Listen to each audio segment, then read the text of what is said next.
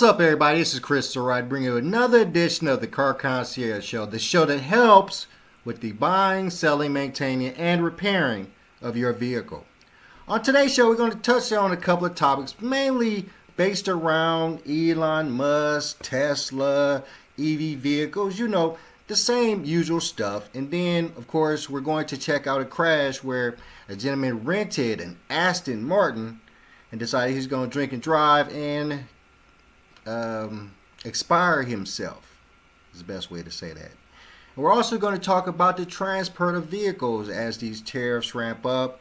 We see a lot of situations where they talk about, cargo ships getting blown up or set on fire, and you got to wonder why. So let's jump right into it. First off, we're going to talk about Elon Musk. Oh, it's graduation season, so there's a graduation going on in the studio next door. All right, so let's keep going. So we're talking about Elon Musk, okay? And Elon Musk decided after he has departed from Doge and the Trump administration, as it were, he's decided he wanted to make sure people understood that he did not agree with Trump's big, beautiful bill.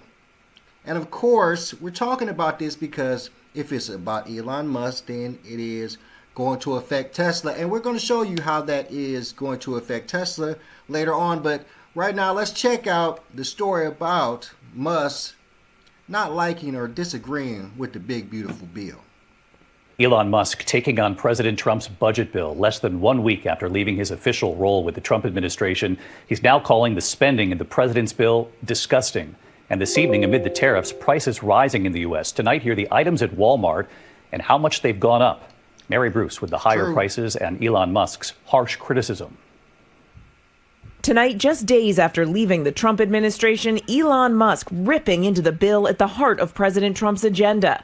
"I'm sorry, but I just can't stand it anymore," Musk posted on X. "This massive, outrageous, pork-filled congressional spending bill is a disgusting abomination." It comes just hours after Trump declared the bill a big winner. But Musk now insisting the bill will massively increase the already gigantic budget deficit to $2.5 trillion and burden American citizens with crushingly unsustainable debt.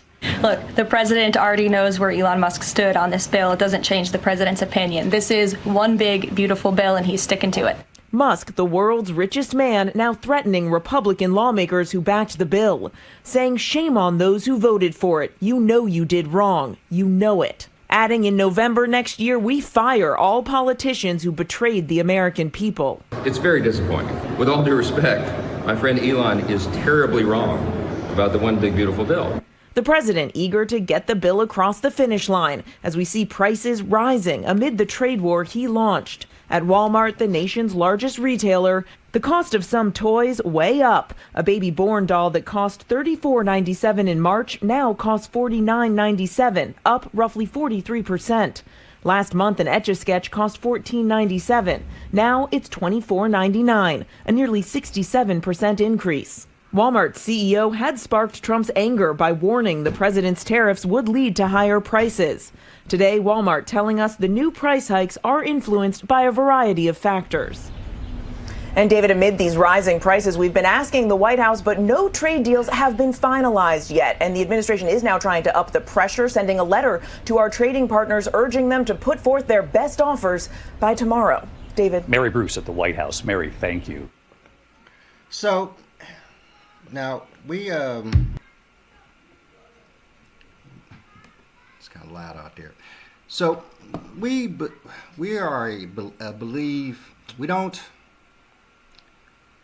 I haven't delved deep into the big beautiful bill, but of course I am not a fan of government of oversight. I'm not a fan of the immense pressure that the amount of money that is owed or the debt that is owed by the American people to the government is so massive that I might be in agreement with Elon Musk on this. I'm definitely going to have to spend a little bit more time looking at the big beautiful bill because I didn't see any I don't. When I looked at it, I don't remember seeing, and I didn't look at it deeply enough to really be having this discussion. But I did not see any bloat in there. I didn't see any additional, increases to taxes or anything like that. It would affect the American people.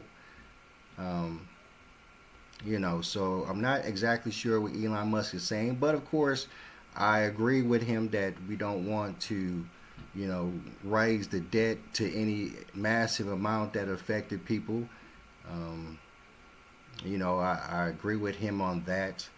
So that is definitely not something that I believe in. But honestly, for me, I think this is kind of strategic to some degree on Elon Musk and Trump's part because, Elon took a major hit when he was a part of Doge. And, so leaving Doge gives him an opportunity to separate himself from Trump. And the idea mainly is that his separation from Trump and the Trump administration would allow Tesla, the company, to, bring back people who were not dealing with Tesla or were leaving Teslas or were selling their Teslas simply because of Elon Musk's affiliation with the president. So let's check out a quick second story on the effect that this is having on Tesla and Tesla sales.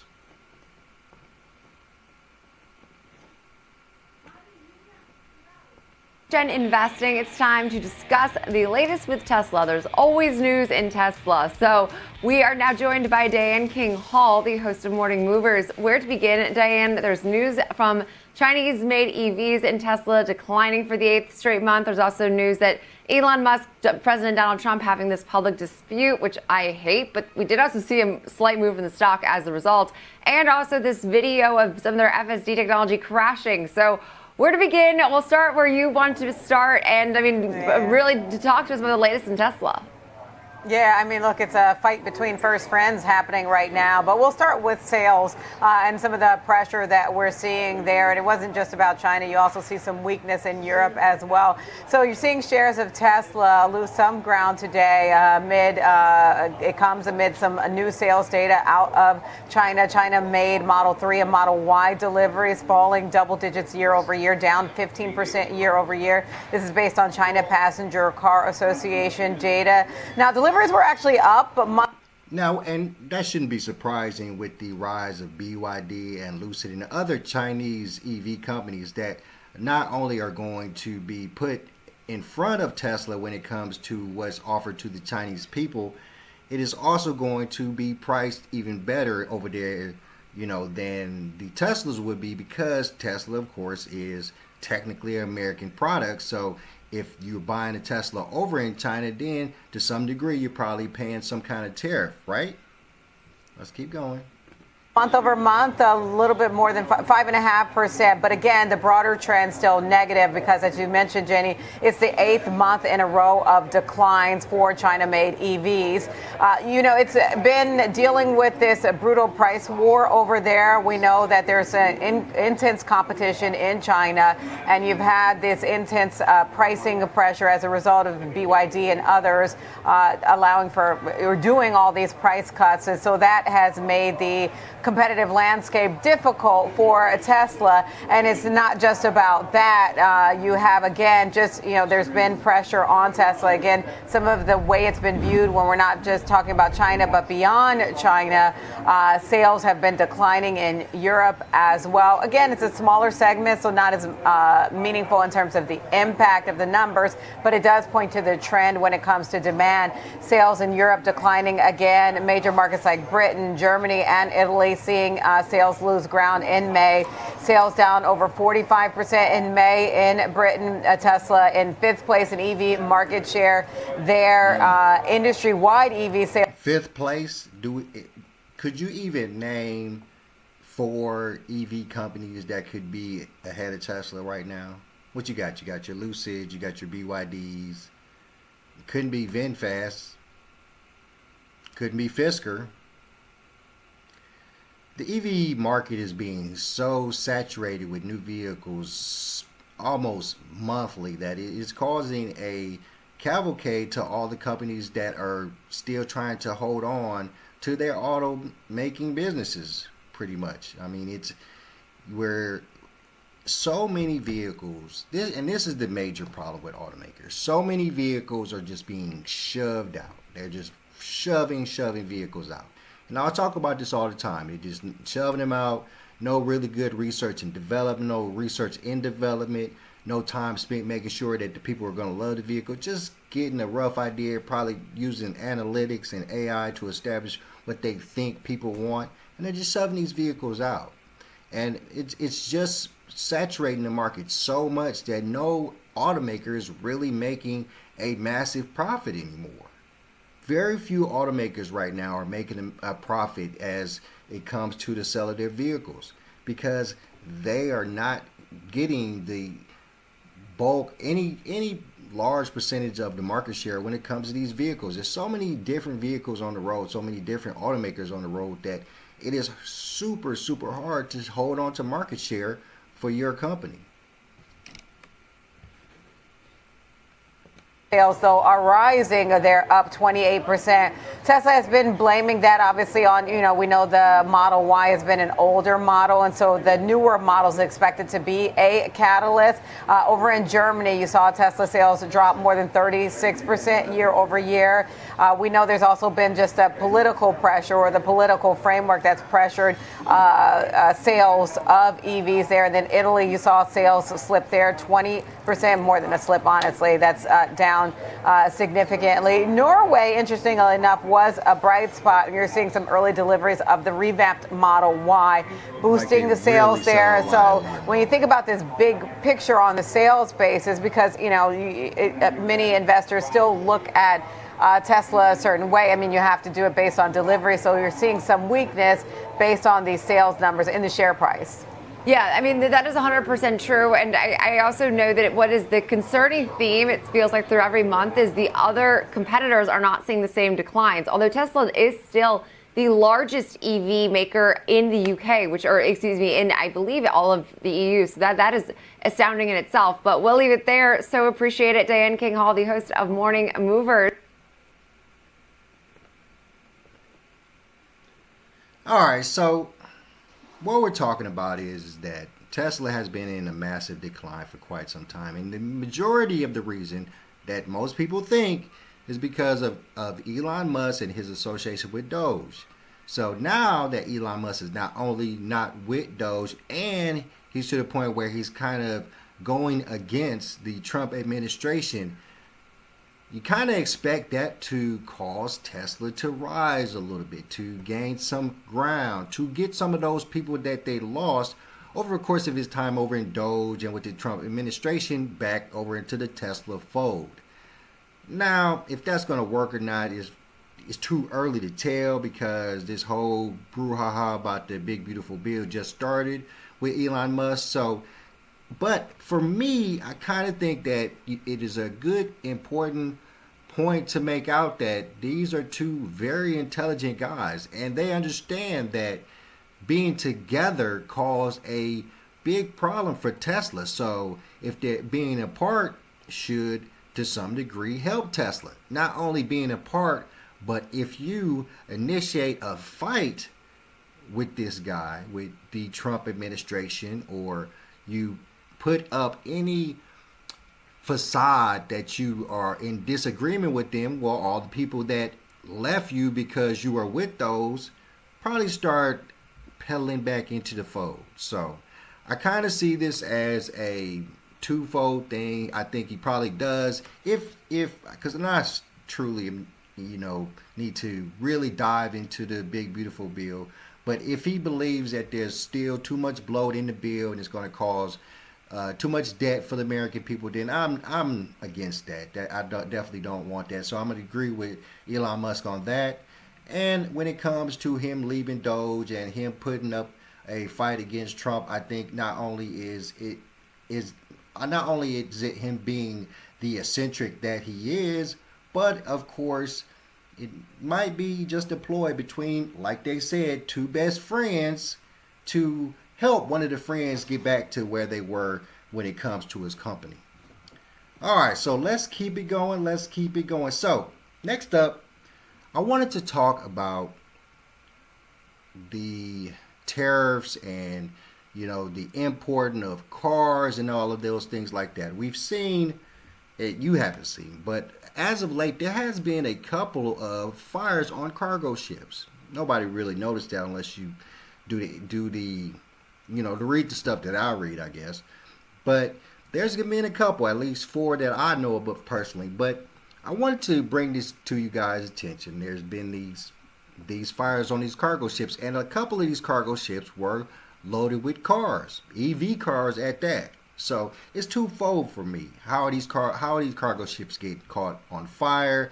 How are they getting caught on fire to the point where the crew can't, put the blaze out, because these cargo ships are designed to have fires and to be able to put the fires out and continue on their way.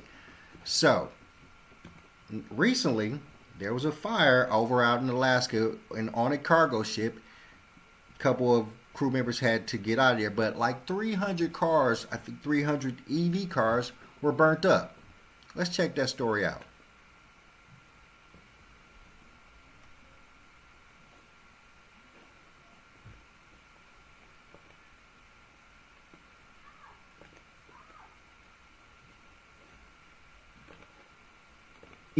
The crew of a cargo ship carrying 3,000 vehicles to Mexico, including 800 electric vehicles, abandoned ship after they could not control a fire aboard the vessel in waters off Alaska's Aleutian Island chain. A large plume of smoke was initially seen at the ship's stern coming from the deck loaded with electric vehicles Tuesday, according to U.S. Coast Guard photos and a Wednesday statement from the ship's management company, London-based Zodiac Maritime. There were no reported injuries among the 22 crew members of the Morning Midas. Crew members' abandoned ship were evacuated onto a lifeboat and rescued by the crew of a nearby merchant vessel called the Casco Hellas in the North Pacific, roughly 300 miles, 490 kilometers west of Adak Island. Adak is about 1,200 miles, 1,930 kilometers west of Anchorage, the state's largest city. The crew initiated emergency firefighting procedures with the ship's onboard fire suppression system, but they were unable to bring the flames under control. The relevant authorities have been notified, and we are working closely with emergency responders with a tug being deployed to support salvage and firefighting operations, Zodiac Maritime said in a statement. Our priorities are to ensure the continued safety of the crew and protect the marine environment. The U.S. Coast Guard said it sent air crews to Adak and a ship to the area. The status of the fire on board the ship was unknown as of Wednesday afternoon, but smoke was still emanating from it, according to the Coast Guard. Rear Admiral Megan Dean, commander of the Coast Guard's 17th District, said in a statement that as the search and rescue part of the response concluded, the Coast Guard was working with Zodiac Maritime to determine how to recover the ship and what will be done with it. We are grateful for the selfless actions of the 3 nearby vessels who assisted in the response and the crew of motor vessel Casco Hellas, who helped save 22 lives, Dean said. The 600-foot, 183-meter Morning Midas car and truck carrier was built in 2006 and sails under a Liberian flag. The cars left Yantai, China, on May 26, according to the industry site marinetraffic.com. They were being shipped to Lázaro Cárdenas, a major Pacific port in Mexico. Earlier this month, a Dutch safety board called for improving emergency response on North Sea shipping routes after a deadly 2023 fire on a freighter that was carrying 3,000 automobiles, including nearly 500 electric vehicles, from Germany to Singapore. That fire killed 1 person, injured others, and burned out of control for a week, and the ship was eventually towed to a port in the northern Netherlands for salvage. The accident increased the focus on safety issues in the open sea and on containers that fall off the massive freighters, which have increased in size dramatically in recent decades. More than 80% of international trade by volume now arrives by sea, and the largest container vessels are longer than 3 football fields. Bauman reported from Bellingham, Washington. So my whole thing is that the fire started on the deck where all these EV vehicles were. Nobody knows how the fire started. They can't contain it. It's still burning as of right now, they're saying. So, and I did a story about this a while back. We talked about the Gilbert Arenas situation where his son was caught in that fire, in that Cybertruck that was catching on fire. We talked about the situation where there's storms down in Florida where homes are getting flooded and the EV vehicles inside the homes, the batteries are getting soaked because of the flooding and they'd catch on fire. So it wouldn't be a far reach to say that it was one of these EV vehicles that caused this cargo ship to catch on fire. And the idea is that we know they couldn't put the fire out to the point where them fools had to jump off the ship. So we have to, and I talk about this a lot, and it's one of the reasons that I haven't, bought a EV vehicle for myself completely, because I still have, reservations. I really do. Fires on these EVs, the batteries are something else. I might have to do a story eventually about all the things that you'd find out about these lithium batteries that are just right under your feet, catching on fire. There's a lot of things that could go wrong with these lithium batteries, and these EV vehicles just haven't been on the roads long enough to establish everything that can go wrong. And it's always what I talk about: research and development. It's not enough of it, and we don't know what's going to happen down the line. I mean, I foresee that a majority of these EV vehicles are going to have a lot of problems down the line because they come out of the woodwork so fast.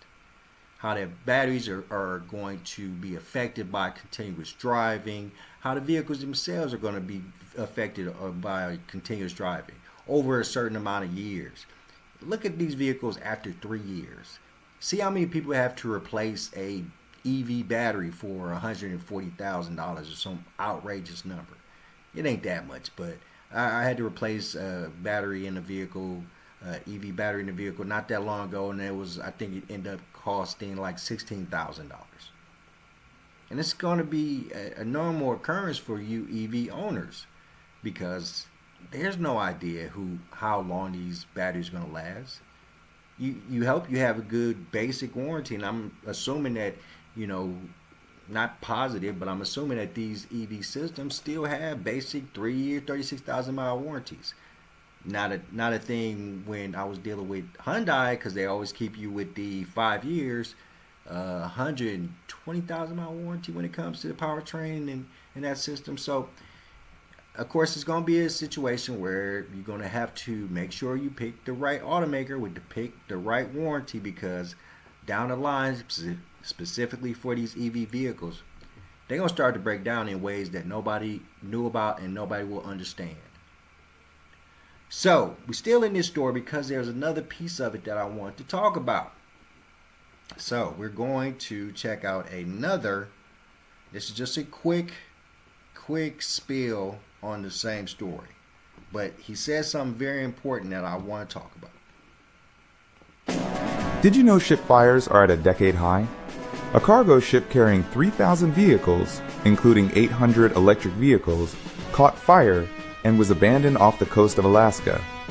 The crew was safely evacuated, but the incident raises concerns about the increasing risk of fires on large vessels, especially those carrying electric vehicles.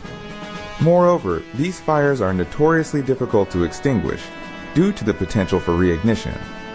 Subscribe to our channel for more updates on this developing story and other maritime incidents. Alright, so what he said in the beginning, the rise in fires on these cargo ships. Y'all remember back in the days that we watched a lot of movies where people would have businesses and the business would start failing. What would be the first thing they do? Remember how mobsters handled it back in the day, specifically in the movies we watched, or if you knew some people maybe in your real life. If businesses were failing, you set them things on fire and collect the insurance and start over again. I think this is kind of what's happening now, because we all understand that a lot of these companies have massive amounts of inventory that they can't get rid of. There's a lot, I think, over in Detroit that has like 400 Cybertrucks just sitting there, not moving. Cargo ships that are bringing over 800, 900 cars that nobody can sell in the U.S. right now because their lots are full of brand new cars. What's the next move? You can't burn the cars up at the dealerships here in the U.S. You can't destroy them back where you built them in China. What will be the easiest way, the quickest way, and the way that would not bring a lot of attention to you?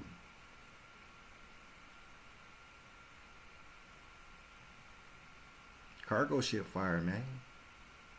Who's going to question it? Like I was just telling y'all, and they said they're on the rise, but you don't know nothing about them. You heard no stories about cargo ships full of cars burning up, have you? Except for this one. Why was this one out there? Who knows? It was kind of hard to find this story. This is a perfect maneuver for some automakers to reduce inventory and still collect their money from insurance. These cargo ships are insured. These trips are insured. So what I'm saying is that I'm not accusing nobody or nothing, but I'm just saying it's an awfully massive amount of cargo ships fires that have been happening lately. Nobody knows why. All right, so last but not least, I wanted to check out this story about a gentleman who decided he was going to rent a car, a really nice car, drive it around, probably get drunk, and crash it. Now, and this is pretty much a story about, renting out your car, TUROs of the world and stuff like that. So let's check it out. Now at 11, a high-speed luxury car, a fatal crash. Tonight, NBC4 learning the man who drove that Aston Martin into a light pole in Loyal Heights didn't own, he rented it.